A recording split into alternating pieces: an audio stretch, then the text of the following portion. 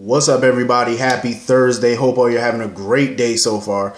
Getting into this episode of GH, Peter. Oh, Peter. Peter continues to just sink deeper and deeper and deeper into the depths of deception. Like, he just continues to push himself deeper and deeper into these lies. And he continues to concoct these plans to keep himself out of Jason's crosshairs and out of the prison system. Old boy that he hired to eliminate Shiloh or to break Shiloh out of prison, all of that came back to haunt Peter, because now Jordan wants to question him about who hired him. So he basically told Peter, get me out this mess or I'm snitching. And Peter was like, at first Peter was like, what the hell you expect me to do? He wanted Peter to come down to the police station. First of all, last time I checked, Peter is not a lawyer. So Peter coming down there, how is that going to help you? He's not an attorney.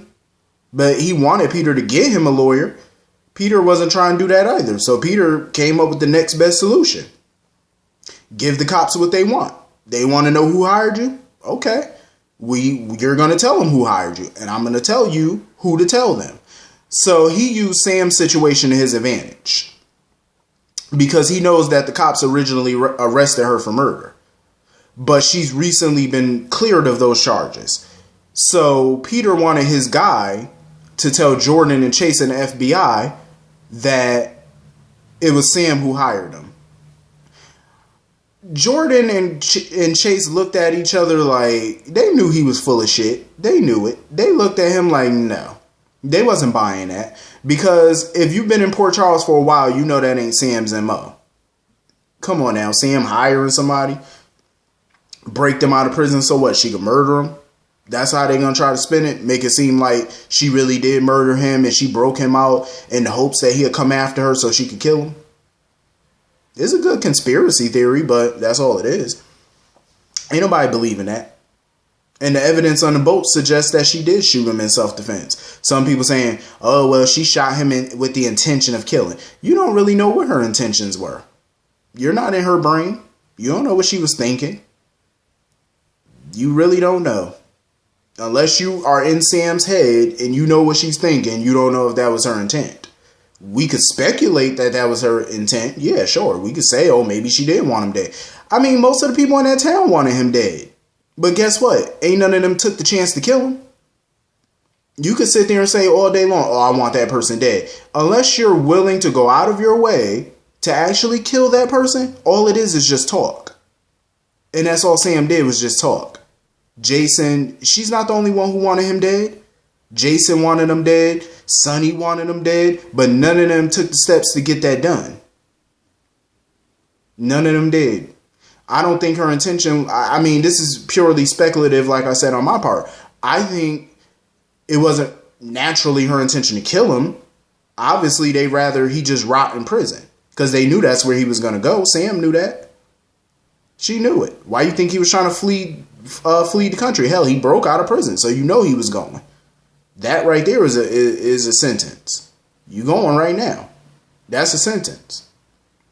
Just for breaking out. You know what I mean? Then he stole Bobby's car. That's another charge.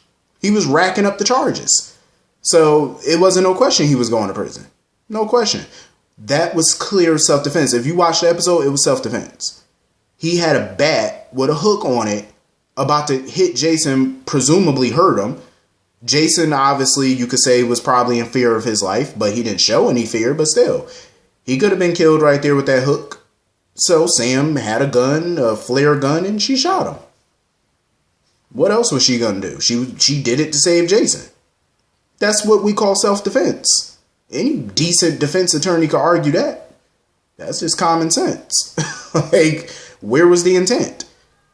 Only way it was intentional, I don't know if anybody watched Days of Our Lives. But when Hope Brady shot Stefano DiMera, that was intent to kill. That was straight up cold-blooded murder. Stefano was of no threat to Hope. He was sitting in a damn wheelchair, elderly man in a wheelchair with no gun. She turned around and put about 5-6 bullet holes in that man. That was intent. That wasn't self-defense. What Sam did, that was self-defense. There's a difference. I'm just saying. Even if she wanted him dead, so what? It was still self-defense. If you look at it, it was still self-defense. Doesn't matter. So now the FBI is involved. Even though Sam was cleared by the local authorities, seeing as how they were on international waters, I guess, if you want to call it that, because, the boat was in the water at the time. So that's federal jurisdiction, I guess. So now the feds want to take a look at the evidence. I said, are you serious? The feds, why would you involve yourself in this little petty mess? If the local authorities cleared her, why would you want that? Why would you want the case? My guess is they want the case because Sam is obviously attached to the mafia, aka Jason and Sonny. So that's my guess of why they want that case. Because if the local authorities cleared you of the charges, why the hell would the feds waste their time with Shiloh of all people, with his case? Why would you care? You know what I mean? If I was in the feds, I wouldn't care. The locals cleared her, I'll take it at that. Let it go. That's the way I see it. But Peter already know his time is coming. He going down. Because this little plot of his to frame Sam, it ain't going to work. It's not going to work. The feds might buy into it, but Jordan and Chase sure as hell won't. They're not going to buy into that. But that little federal agent guy, as soon as the dude said, oh, Sam McCall hired me, you should have seen that FBI agent in the background. He had that look, nodding his head, that little approval look like, yeah, we got her now. Oh, shut up. Go eat a donut. Like, dude, I can't stand law enforcement sometimes. Locals or feds. Because you know how they do. When they set their sights on somebody, they be licking their chops hoping to lock you up. They don't even care how much evidence they got. They can have very little and they still say you guilty. You know how some of these local and federal agencies do? Bunch of pains in the asses. So anyway, yeah, Peter not getting away with that. Ain't no way. Maxie continues to be naive, of course, when it comes to Liesl and everybody else a little bit. I mean, she still doubt that she know Liesl had a role in this. But before she was trying to play stupid like, oh, maybe Liesl didn't. And no, Liesl had something to do with this. We all know that. Maxie, she know. She know that Liesl will lie to anybody. If it means saving herself, Liesl will lie to your face. Obrecht will definitely lie to you. So, Maxie, wake up. That scene at Crimson, though, was pretty sad with Charlotte. I felt bad for Charlotte. Because she's a kid. She doesn't know everything that's going on. She definitely don't know what her father is capable of. Because what I do respect about the adults in her life is even though they hate Valentine with a passion, they never talk down about him in front of Charlotte or to Charlotte. So I have to respect that. I do respect that.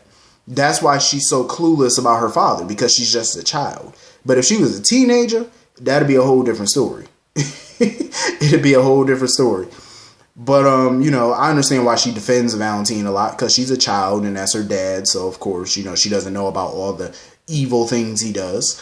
But I felt bad for her, because she loved the family that she had. Now she feels like the family that she knew was ripped apart. And, of course, she blamed Sasha for that, for lying.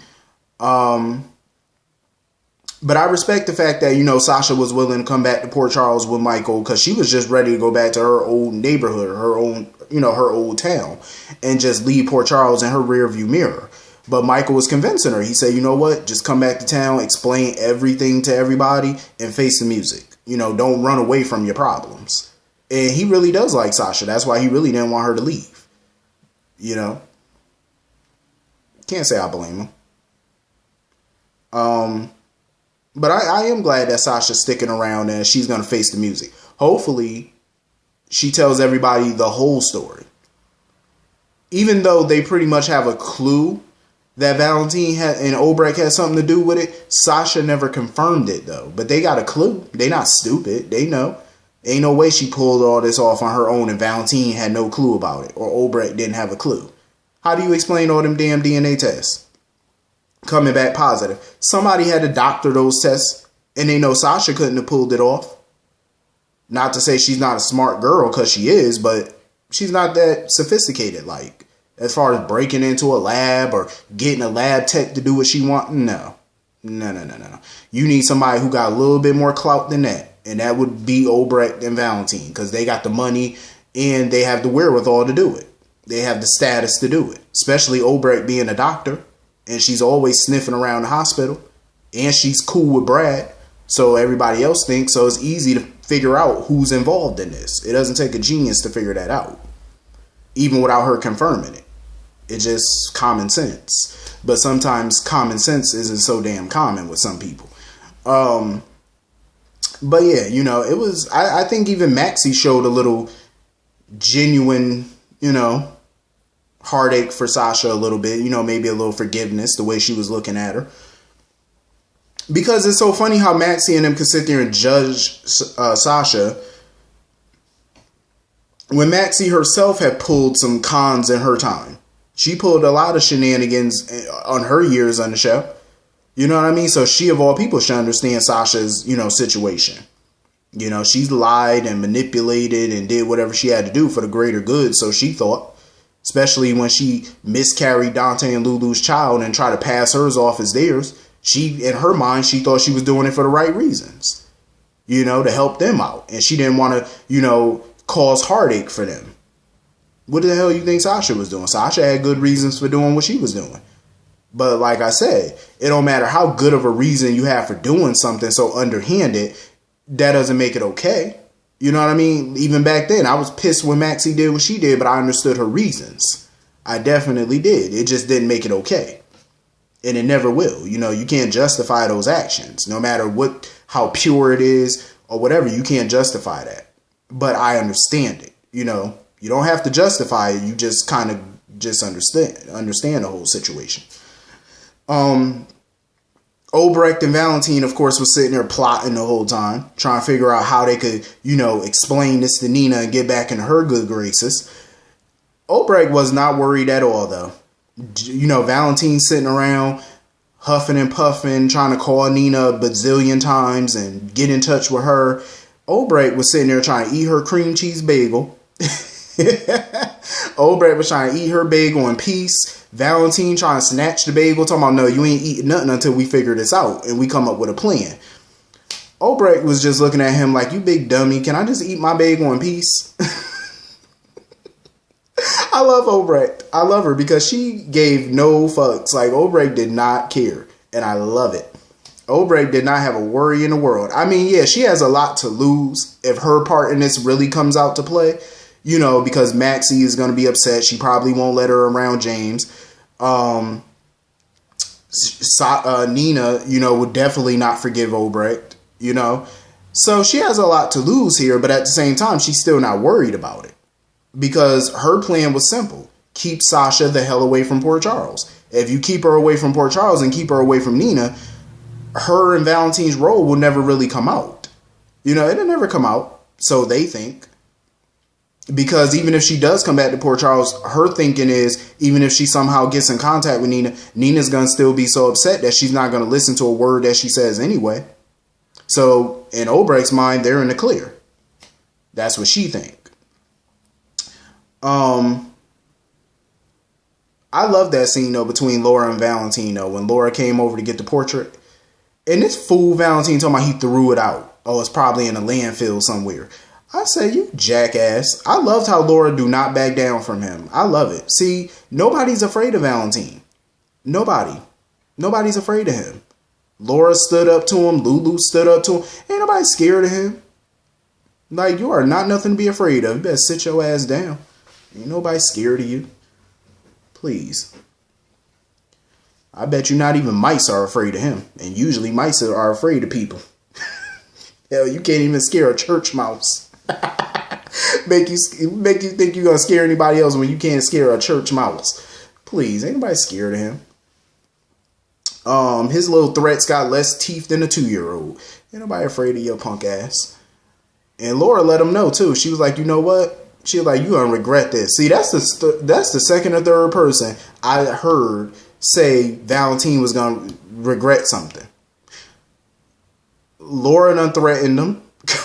Curtis done threatened him. And that's not even counting what Nina might have up her sleeve for him. So it's like you got enemies all over the place. Like, and I think Valentine's starting to realize it. Like, you got enemies at each corner ready to take you down. And you still got Hayden and everybody with this condescil. Because once they find that, you're a wrap. And that's what Hayden was, you know, wondering and stuff, because now that they got the information from Laura about the portrait and the fact that the Condorcet is somewhere on Spoon Island, they're hoping that they can figure out exactly where so they can boot Valentine the hell out. And, you know, everybody can get what they want. They can get their little piece of money or whatever they supposed to be getting. And Curtis, he just want revenge because he feel like Valentine played him, which he did. And, you know, Curtis don't take too kindly to that. So Curtis definitely wants some form of revenge on him. But they're worried about fraud charges and everything else popping up. So Hayden was like, you know, you got to keep Nina away from, you know, that situation if it comes up. Speaking of Hayden, Hayden continues to lie to Finn about this damn baby, talking about she got some dog named Honey Bun, and Finn didn't believe her. That's why he was questioning her every 5 seconds about that dog. He didn't believe her. He knew she was lying. Since when do dogs finger paint? First you lied about Aiden doing a finger paint and you were caught on that lie. Now you were caught on another lie about having a dog, because even when he questioned Jax was like, I don't know nothing about no dog. She need to tell this man about this baby and stop playing. Because the worst, I have a feeling that when he finds out about this child, I have a feeling Finn is going to want full custody. I have a feeling he might. Because she lied about it. Like, it's like there's no good reason for you to keep that child from him. Like, he has a right to know his daughter. And you sit here making up all these schemes and these lies about dogs and shit. He ain't believing you. And, you know, Chase is basically telling Finn, you know, to let it go and worry about you and Anna. Don't worry about Hayden. I'm like, it's easier said than done, because him and Hayden got so much unfinished business. And speaking of Anna, because Chase mentioned Anna and stuff, I'm like, where the hell is Anna? She was supposed to be back over a month ago, because I read a report that she started filming new scenes. And that was 2-3 months ago. So where is she? Like, why are they waiting on showing her? Like, that's what I want to know. So yeah. And now Hayden is telling Curtis that she need him to get her a dog to kind of throw Finn off the scent and to prove to him that she really does have a dog. Oh, Hayden is getting on my nerves. I love her, but she is irritating me with this baby nonsense. Like, just tell this man you have his child so y'all can move forward. He can get to know his daughter. Stop the foolishness, because there is no reason for it, honestly. It's a stupid lie to tell. So anyway, so we get to see a better view of Jax's new house with the lights. I love Jax's new house. Tell me in the comment section, what do y'all think about Jax's new house? Do y'all like it or no? For me, I like it. It's spacious. It got a nice open floor plan. The sunlight that comes in is beautiful. I mess with it. I like that house. I really do. I think they gave him a nice looking house. I can't wait until it's fully furnished. I think it's going to look even more beautiful once it's fully fleshed out. But I like it so far. I do kind of like the chemistry with him and Nina. I think for me, I feel like he had better chemistry when Michelle Stafford played Nina. That's just my opinion. I feel like the chemistry was better. I think with him and Cynthia, they got some chemistry, but I think it was more chemistry between him and Michelle. That's what I think. That's just my opinion. But I do like him and Nina together, though. I do. I like the chemistry between them. I thought I wouldn't at the time, but I do like the chemistry. And he was very nice with Nina, you know, just letting her have a place to lay low for a while. But Nina was like, nope, it's time for me to go back and face the music, because she was like, there's no need for her to lay low. And I agree with Nina. Why should she? She didn't do anything wrong.